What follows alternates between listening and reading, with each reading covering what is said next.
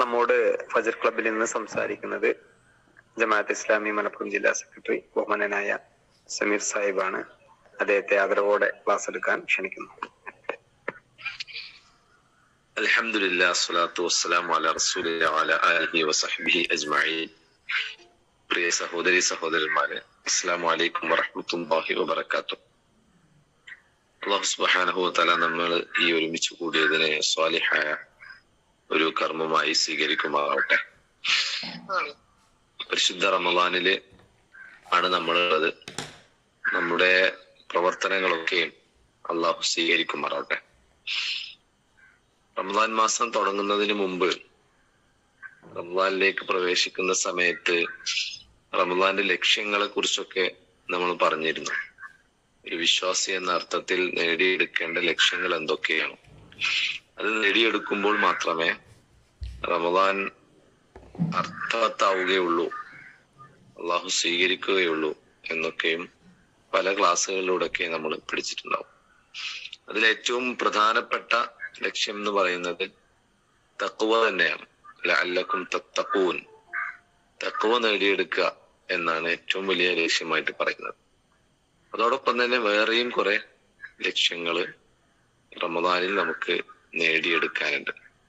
ഇതൊരു പരിശീലന മാസമാണ് എന്ന അർത്ഥത്തിൽ തന്നെ വിശ്വാസിക്ക് തുടർന്നുള്ള 11 മാസവും അവന്റെ ജീവിതത്തിൽ കൊണ്ടു നടക്കാൻ, അവന്റെ ജീവിതത്തിൽ വേണ്ട മാറ്റങ്ങൾ വരുത്താനുള്ള ഒരുപാട് പരിശീലനങ്ങൾ ഈ റമദാനിൽ നമുക്ക് നേടിയെടുക്കാനുണ്ട്.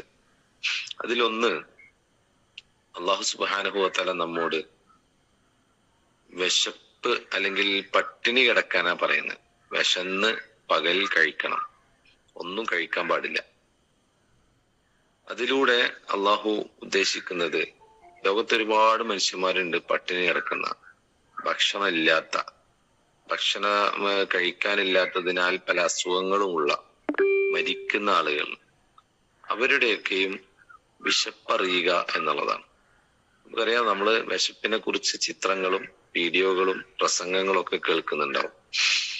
അത് കേട്ട് വിശക്കുന്ന ആളുകളുണ്ട് എന്നതിലപ്പുറം അത് അനുഭവിച്ചറിയുക എന്നുള്ളതാണ് ഈ റമദാൻ കൊണ്ട് അള്ളാഹു ലക്ഷ്യമാക്കുന്ന ഒരു കാര്യം നമ്മൾ അനുഭവിച്ചറിയുമ്പോഴാണ് നമുക്കതിന്റെ പ്രാധാന്യം മനസ്സിലാവുകയുള്ളൂ. അതല്ലെങ്കിൽ നമ്മളിങ്ങനെ കേട്ടും കണ്ടും ഒക്കെ പോകും എന്നതിലപ്പുറം ഒരു കാര്യം നമ്മൾ അനുഭവിച്ചറിയാൻ നമ്മെ സഹായിക്കുന്ന, അല്ലെങ്കിൽ വിശപ്പ് എന്നുള്ളത് അനുഭവിച്ചറിയാൻ നമ്മെ സഹായിക്കുന്ന, അതിലൂടെ നമ്മുടെ അനുകമ്പയും നമ്മുടെ ക്ഷമയും ഒക്കെ പിന്നെ അല്ലാഹു സുബ്ഹാനഹു വ തആല നമ്മെ പരീക്ഷിക്കുകയും അത് നമ്മുടെയൊക്കെ ജീവിതത്തിൽ ഉണ്ടാവുകയും വേണം എന്ന ഉദ്ദേശത്തോടു കൂടിയാണ് നമ്മളെ അള്ളാഹു പട്ടിണിക്കിടുന്നത് എന്ന് നമ്മൾ മനസ്സിലാക്കേണ്ടതുണ്ട്. അതുപോലെ തന്നെ നമുക്കറിയാം ഒരുപാട് ഭക്ഷണം കഴിക്കുന്ന ആളുകളാണ് നമ്മൾ. ഭക്ഷണം എമ്പാടുമുണ്ട്, മുമ്പത്തെ പോലെയൊന്നും അല്ല. മുമ്പ് ഭക്ഷണങ്ങൾ, നമ്മൾ കഴിച്ചിരുന്ന ഭക്ഷണങ്ങളും ഇപ്പൊ നമ്മുടെ കുടുംബത്തോടൊപ്പം ഇരുന്ന് കഴിക്കുന്ന ഭക്ഷണങ്ങളും തമ്മിൽ താരതമ്യം ചെയ്യുമ്പോൾ നമ്മൾ എത്രയോ ആ വിഷയത്തില് ഉയർന്നു വന്നിട്ടുണ്ട്, അല്ലെങ്കിൽ ഒരുപാട് മുന്നോട്ട് പോയിട്ടുണ്ട്. നമുക്കറിയാം, 10-20 വർഷങ്ങൾക്ക് മുമ്പ് നമ്മുടെ വീട്ടിലൊക്കെ എന്താ ഉണ്ടായിരുന്നത്, കഴിക്കാൻ എന്താ ഉണ്ടായിരുന്നത്, നമ്മളെന്താ കഴിച്ചിരുന്നത് എന്നത് വെച്ച് നോക്കുമ്പോ ഇന്ന് പ്രത്യേകിച്ച് നോമ്പ് തുറക്കാനും അതിൽ നോമ്പ് സമയത്ത് തന്നെയുള്ള ഭക്ഷണങ്ങൾ, അല്ലാത്ത സമയത്തൊക്കെ ഒരുപാട് ഭക്ഷണങ്ങൾ, പല തരത്തിലുള്ള ഭക്ഷണങ്ങൾ കഴിക്കും. നോമ്പിന്റെ കാര്യം തന്നെ എടുത്ത് നോക്കിയാൽ നോമ്പ് തുറക്കാൻ നമുക്ക് എന്താ ഉണ്ടായിരുന്നത്, രാവിലെ പുലർച്ചെ എണീറ്റ് ഭക്ഷണം കഴിക്കുമ്പോൾ എന്താ നമുക്ക് ഉണ്ടായിരുന്നത്, ഇന്ന് നമുക്ക് എന്താണ് ഉള്ളത് എന്ന് നോക്കുന്ന സമയത്താണ് നമ്മൾ അള്ളാഹുവിന്റെ അനുഗ്രഹത്താൽ ഒരുപക്ഷെ സ്വർഗീയമായ രൂപത്തിൽ തന്നെ നമ്മൾ ഭക്ഷണം കഴിക്കുന്നു. എന്താ നമുക്ക് വേണ്ടത്, സ്വർഗത്തെ കുറിച്ച് പറയുന്നത് എന്താണോ വേണ്ടത് അത് അപ്പോ മുന്നിലെത്തുന്നതാണ്. അപ്പൊ അങ്ങനെ തന്നെ എന്താണോ വേണ്ടത് നമ്മൾ ഓർഡർ ചെയ്താല് അവൈലബിൾ ആയ, നമ്മുടെ നാട്ടിൽ കിട്ടുന്ന ഏതും നമ്മുടെ വീട്ടിലേക്ക് എത്തുന്ന രൂപത്തിലുള്ള സുഭിക്ഷത നമുക്ക് ഭക്ഷണത്തിന്റെ കാര്യത്തിൽ ഉണ്ട്.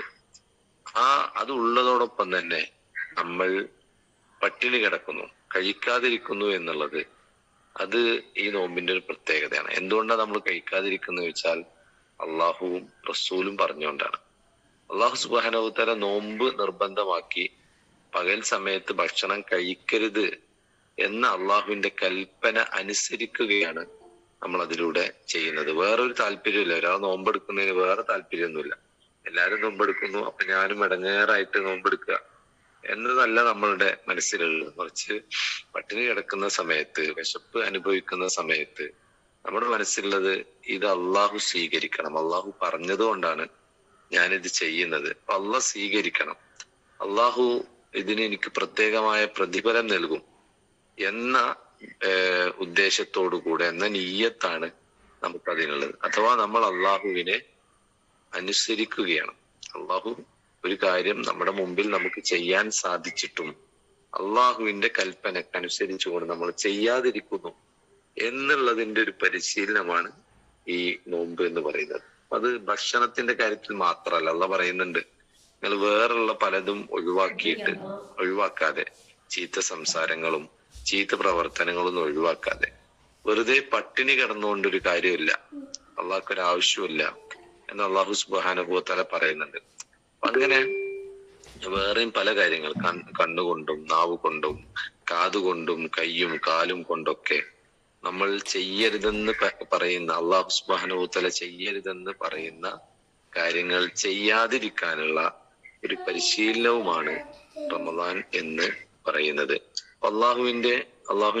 അള്ളാഹുവിലുള്ള വിശ്വാസവും അള്ളാഹുവിന്റെ കൽപ്പന അനുസരിക്കാനുള്ള ഒരു മനസ്സും അതിങ്ങനെ വർദ്ധിപ്പിച്ചെടുക്കുക, അതിങ്ങനെ പരിശീലിച്ച് അത് നമ്മുടെ ശീലമാക്കുക എന്നുള്ള ഒരു ലക്ഷ്യം കൂടെ നമുക്ക് റമദാനിൽ നേടിയെടുക്കാനുണ്ട്. ഇങ്ങനെ വേറെയും കുറെ പല ലക്ഷ്യങ്ങൾ നമുക്ക് പറയാൻ കഴിയും, ഞാൻ ദീർഘിപ്പിക്കുന്നില്ല.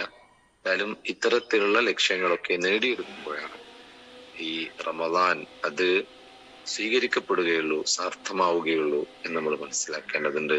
അള്ളാഹു സുബ്ഹാനഹു വ തആല നോമ്പിന്റെ എല്ലാ ലക്ഷ്യങ്ങളും നേടിയെടുക്കുന്ന ഭാഗ്യവാന്മാരിൽ അള്ളാഹു നമ്മെ ഉൾപ്പെടുത്തുമാറാവട്ടെ. അള്ളാഹു നമ്മുടെ നോമ്പിനെയും നിസ്കാരത്തെയും ഖുർആൻ പാരായണത്തെയും എല്ലാം അള്ളാഹു സ്വീകരിക്കുമാറാവട്ടെ. അള്ളാഹു സുബ്ഹാനഹു വ തആല നമ്മെ നമ്മുടെ കുടുംബത്തെയും അനുഗ്രഹിക്കുമാറാവട്ടെ. അള്ളാഹു നമ്മുടെ എല്ലാ കാര്യങ്ങളും ബർക്കത്ത് ചൊരിയുമാറാവട്ടെ. ആഖിറു ദഅ്വാനാ അൽഹംദുലില്ലാഹി റബ്ബിൽ ആലമീൻ. വസ്സലാമു അലൈക്കും.